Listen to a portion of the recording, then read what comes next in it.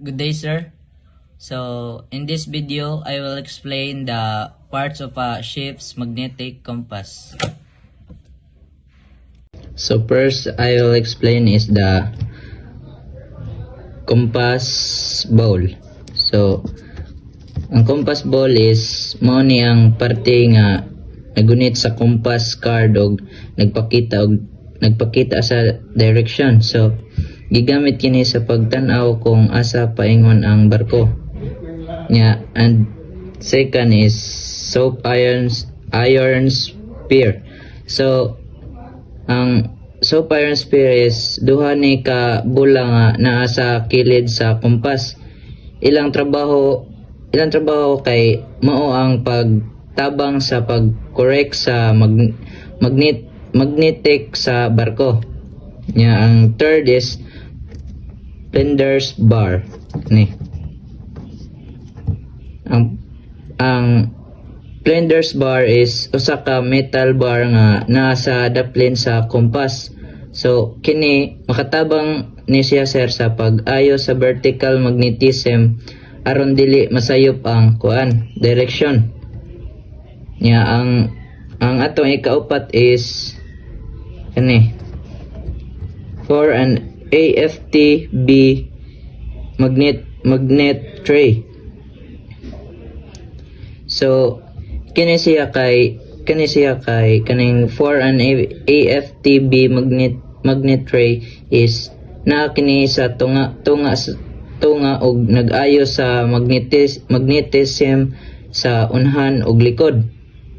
Kung husto ang adjustment ani sakto pod ang compass reading.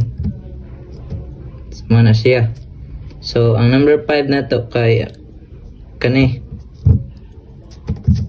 outward shape magnet tray C. So kini siya kay kini ang tray nga naga-adjust sa magnetism sa kilid sa barko aron ang compass magpabilin nga husto bisan mo uyog ang barko. So ang atong number 6 kay healing magnet tube. So kani man ni siya So gigamit kung ang barko mo tilt o muuyog nagtabang kini nga sakto gihapon ang direksyon bisag dili pantay ang barko. Katabang na siya bisag dili gyud pantay ang barko. So ang number 7 kay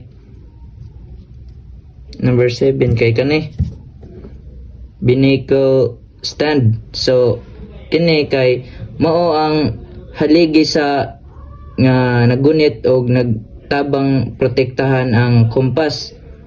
Kani pod nagasuporta sa tanang parte sa compass system. So man siya ang siya ang nagsuporta sa tanan nga parte sa system.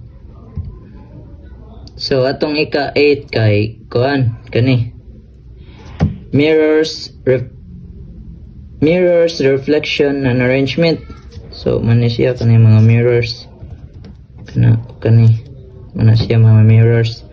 So gigamit kini sir aron makitaan ang direksyon sa compass bisan layo ang nagtan-aw. Importante pod ni para sa kapitan o timonel sa bridge. And number 9 is base. So mao ang pinaka pundasyon sa compass stand. Nagpugong kini aron dili mulihok o muligid ang compass. So man siya nagpugong. And last kay ang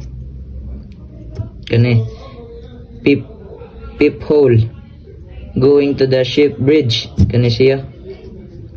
So ang siya sir kay usa ka gamay nga lungag nga paingon sa ship bridge. Gigamit niya aron makita ang compass reading gikan sa taas nga parte sa barko. So and that's all. Thank you sir.